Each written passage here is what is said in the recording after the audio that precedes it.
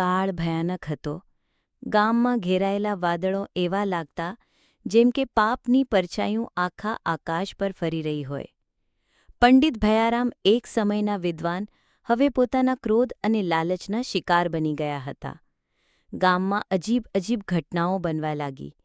અજાણી હાંકી, ઘરના પડખા ખખડાવવાનું અને શૂન્યમાં ભટકતા અવાજો. ગામ લોકો ધીરે ધીરે ભયારામ પર શંકા કરવા લાગ્યા. શું એ કોઈ તાંત્રિક તો નહીં બની ગયો હોય?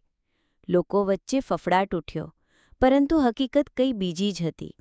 એક રાતે કલ્પેશ, ભૂત જેનું મૃત્યુ થોડા વર્ષ પહેલાં ભયારામના કારણે થયું હતું, ભયારામની રાહ જોઈ રહ્યો હતો. ભયારામ જ્યારે કલ્પેશના જૂના મકાન પાસેથી પસાર થયો ત્યારે અચાનક જ કાળો પડછાયો ઊભો થયો. "હું તારું લોહી પી જઈશ!" એક ભયંકર અવાજ ગુંજી ઉઠ્યો. ભયારામના મોંમાંથી ચીક નીકળી પણ મોડું થઈ ચૂક્યું હતું. કલ્પેશનો આત્મા ભયારામને ખેંચી ગયો અને એ રાતે ભૂતે ભયારામને